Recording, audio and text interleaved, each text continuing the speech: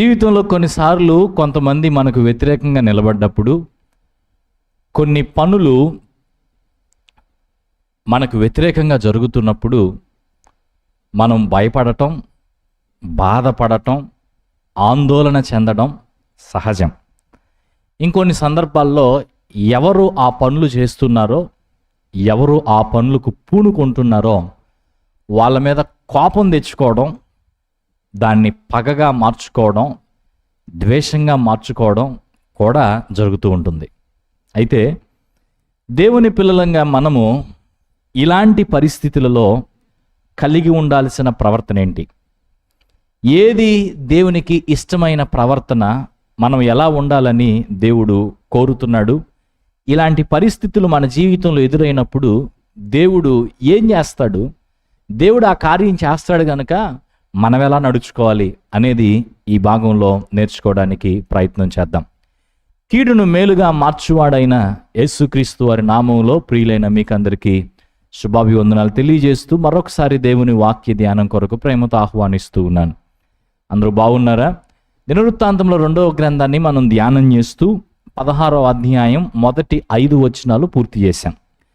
ఈ మొదటి 5 వచనాలలో బయోషా అనేటువంటి రాజు, ఇశ్రాయేలు రాజు, యూదా రాజైన ఆసాకు వ్యతిరేకంగా రామా అనే పట్టణాన్ని కట్టించడానికి పూనుకొని ముందుకు కొనసాగుతున్న ప్రక్రియలో అది ఆ కార్యక్రమం విజయవంతంగా పూర్తయితే అది ఆసాకు ఇబ్బందికరం అవుతుంది అని ఆస ఆలోచన చేసి ఆ సమయంలో దేవునిపై ఆధారపడుటకు బదులుగా తను మరొక రాజు మీద ఆధారపడి ఆయన ద్వారా విజయాన్ని పొందాడు.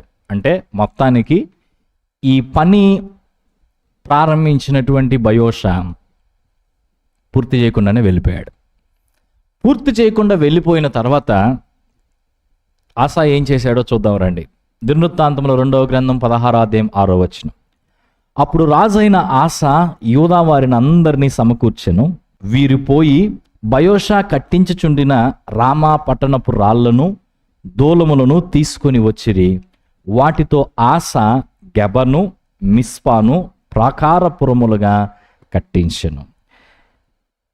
ఇక్కడ మనం గమనిస్తే బయోషా ఏ పని ప్రారంభించాడో ఆ పని పూర్తి చేయలేకపోయాడు. అయితే ఆ తర్వాత ఏం జరిగింది?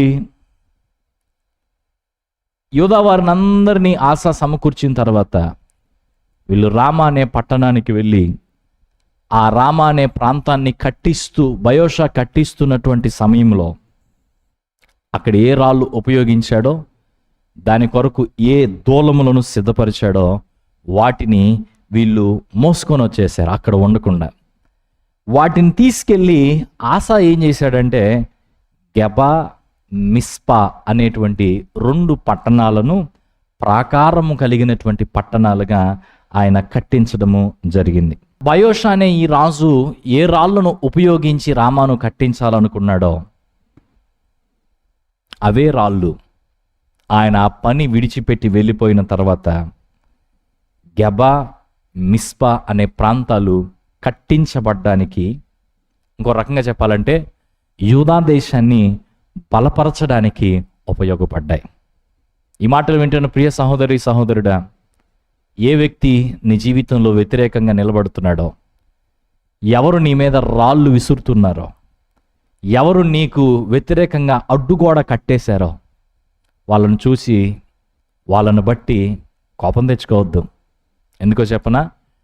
ఆ అడ్డుగోడ ఎంతకాలం ఉంటుందో, ఎంతకాలం ఉండటానికి దేవుడు అనుమతిస్తాడో, మనపై రాళ్ళు విసిరేటువంటి వ్యక్తులు ఎంతకాలము రాళ్ళు విసరటానికి దేవుడు అనుమతిస్తాడో మనకు తెలియదు. కానీ వాటన్నిటి మధ్య మనము కోపం తెచ్చుకోకుండా మౌనంగా దేవునికి అప్పగించుకొని, దేవుని నమ్ముకొని మనం ముందుకు కొనసాగగలిగితే ఇతరులు మన మీదకి విసిరినటువంటి రాళ్ళు మనకు ప్రాకారాలు అవుతాయి. ఇతరులు మనకు అడ్డుకట్ట వేయడానికి కట్టినటువంటి గోడలు, కోటలు అవి ఇంకొక కార్యము కొరకు దేవుడు వినియోగించేటువంటి వాడుగా ఉంటాడు. ఏదైనా దురుద్దేశముతో కట్టబడితే, ఏదైనా ఇతరులను బాధ పెట్టాలి అనే అంశంతో ప్రారంభించబడితే అది వాటిని ఖచ్చితంగా దేవుడు తన సొంత ఉద్దేశాలను నెరవేర్చుకోవడానికి ఉపయోగించుకోగల సమర్థుడై ఉన్నాడు. అందుకే మన జీవితంలో ఎవరు ఎన్ని అడ్డుకట్టలు వేసినా, ఎవరు ఎన్ని అడ్డుగోడలు కట్టినా, ఎవరు ఎన్ని రాళ్ళు మన మీదకి రువ్వినా, ఎవరు మనల్ని ఎంతగా బాధ పెట్టాలని చూసినా, అదంతా కఠినమైనటువంటి కాలమే, కీడు కాలమే, కష్ట పరిస్థితే. అప్పుడు కోపం తెచ్చుకుంటే భవిష్యత్తు మనకు అర్థం కావట్లేదని అర్థం. కానీ అప్పుడు మౌనంగా, నిమ్మలంగా దేవునికి అప్పగించుకొని మనం ముందుకి కొనసాగగలిగితే వాళ్ళు విసిరిన రాళ్ళే రేపు మనకు గోడలు అవుతాయి. వాళ్ళు ఎదురుగా అడ్డంగా నిలిపినటువంటి అంశాలే వాటినే దేవుడు మనకి ప్రయోజనకరంగా మార్చేటువంటి వాడుగా ఉంటాడు. ఇక్కడ రామా అనే పట్టణాన్ని కట్టించడానికి బయోషా ఉపయోగించిన రాళ్ళే మిస్పా, గెబా అనే ప్రాంతము కట్టించబడ్డానికి ఎలా ఉపయోగపడ్డాయో మనందరి జీవితంలో మనకు వ్యతిరేకంగా అనేక మంది తలపెట్టినటువంటి అంశాలన్నిటినీ దేవుడు మనకు అనుకూలంగా మార్చేవాడై ఉన్నాడు. ఈ సత్యాన్ని మనము గ్రహించాల్సి ఉంది. ఐగుప్తు దేశంలో ఇశ్రాయేలు ప్రజలు ఉంటుండగా ఇశ్రాయేలుని ఎంతో బాధ పెట్టి, ఓ రకంగా చెప్పాలంటే ఐగుప్తు రాజు అంతకంతకు అభివృద్ధి చెందాడు, ఆర్థికంగా బాగా వృద్ధి చెందాడు. కానీ ఐగుప్తు ధనాన్ని దేవుడు ఎందుకు ఉపయోగించాడు తెలుసా? నిర్గమాకాండం 12:36 మనం గమనిస్తే, యెహోవా ప్రజల ఎడల ఐగుప్తీలకు కటాక్షము కలుగు చేసెను గనుక వారు వారికి కావలసిన వాటిని ఇచ్చిరి, అట్లు వారు ఐగుప్తీలను దోచుకొనిరి. ఐగుప్తును పరిపాలిస్తున్న రాజు యొక్క బంగారము ఇశ్రాయేలు యొక్క ఆస్తిగా దేవుడు మార్చాడు.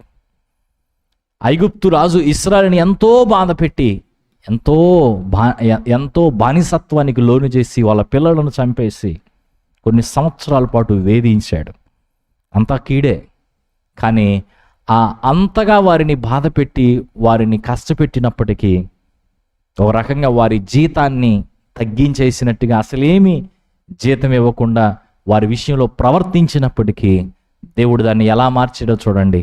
ఎంత అద్భుతంగా ఇశ్రాయేలును ఒట్టి చేతులతో వెళ్ళనివ్వకుండా బహు ఐశ్వర్యంతో వారు బయటికి వచ్చే విధంగా దేవుడు చేశాడు. వ్యతిరేకంగా ఏదైతే మన జీవితంలో జరుగుతుందో దేవుడు దాన్ని అనుకూలంగా మార్చేవాడై ఉన్నాడు. యూదులంటే గిట్టని ఒక వ్యక్తి ఉన్నాడు, ఆయన పేరు హామాను. ఎస్తేరు జీవించినటువంటి కాలములో మొర్దెకై అంటే ఆయనకు నచ్చలేదు, యూదులంటే అంతకన్నా నచ్చలేదు. మొర్దెకైను బట్టి యూదులందరినీ చంపాలని ప్రయత్నం చేశాడు.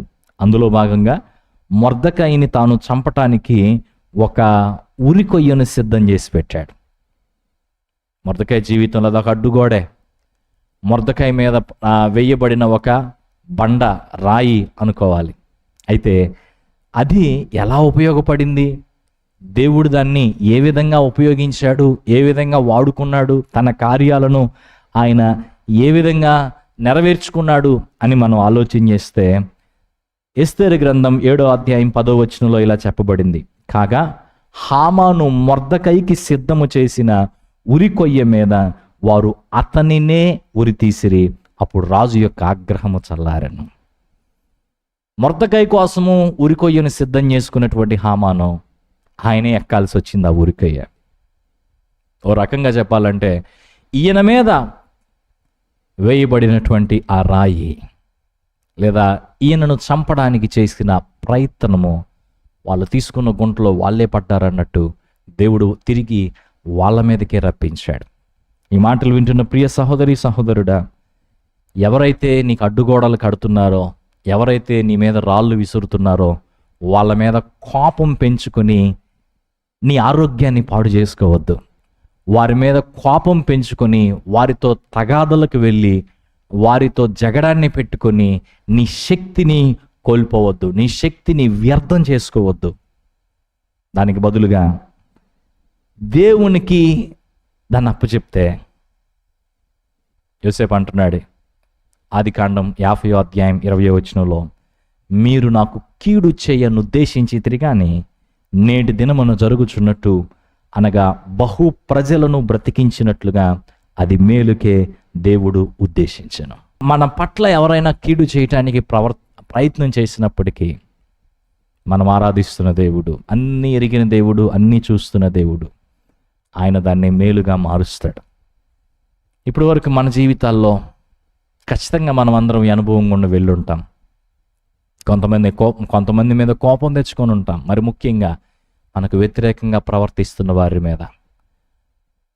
మీద ద్వేషం పెంచుకొని ఉంటాం, వారి గురించి దుర్భాషలాడుండి ఉంటాం. ఈ పూట వారిని క్షమిద్దాం. ఇంకా చెప్పాలంటే మన ఉన్నతమైన దశకు వాళ్ళే ద్వారాలు అవుతారు. అది మనకు అర్థం కాదు, అది వాళ్ళకు కూడా అర్థం కాదు.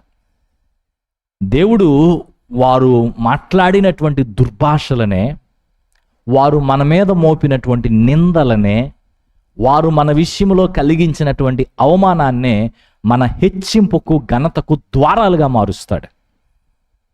అవే మన యొక్క హెచ్చింపుకు మెట్లు అవుతాయి. ఒక్కొక్క రాయి మన మీద పడుతున్నప్పుడు ఆ రాళ్ళన్నీ కూడా ఒక నిచ్చెనలాగా మారి ఒక శిఖరం మీదకి మనల్ని తీసుకుని వెళ్తాయి. అది వాళ్ళకి తెలీదు. మన జీవితంలో దాన్ని అనుభవిస్తుండగా మనం కూడా కొన్నిసార్లు దాన్ని గ్రహించలేం. దేవుడు దాన్ని ఎలా మార్చబోతున్నాడో మనం ఎవరము అర్థం చేసుకోలేని వారంగా ఉన్నాం గనుక ఆయనకు అప్పగిద్దాం. కానీ చరిత్రలో నేను మీ దృష్టికి తీసుకొచ్చిన ఈ 4 ఉదాహరణలు గమనిస్తే బయోషా సంకల్పించినటువంటి చెడ్డ కార్యము మంచుకు ఉపయోగపడింది. ఐగుప్తులో ఇశ్రాయేలును అణిచివేసి ఎంతో గొప్ప ఆదాయాన్ని సమకూర్చుకున్నటువంటి ఫరో లేదా ఐగుప్తు రాజు చివరికి ఇశ్రాయేలుడు ధనవంతులుగా చేయబడ్డానికి అదే ధనము ఇవ్వాల్సి వచ్చింది.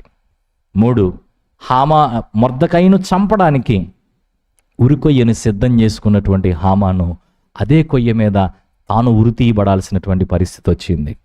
అంతేకాకుండా యోసేపుకు కీడి చేయాలని పగబట్టి అమ్మేసి సంతోషించినటువంటి అన్నలు, వారు ఆ కార్యం చేసినా కానీ దేవుడు మౌనంగా లేడు, దాన్ని మేలుగా మార్చినవాడిగా ఉన్నాడు. మన జీవితంలో కూడా అంతే. దేవుడు చూస్తూ ఉంటాడని ఎందుకు అనుకుంటున్నారు?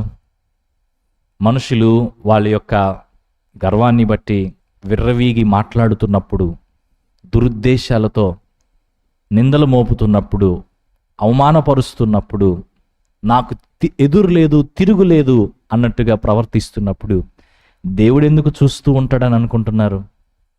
ఆయన నిజంగా చూస్తున్నాడు, కానీ చూస్తూ మౌనంగా అయితే ఊరుకోడు. బాధింపబడి వారు పక్షాన ఆయన నిలబడతాడు, బాధించే వారికి ఆయన తీర్పు తీరుస్తాడు.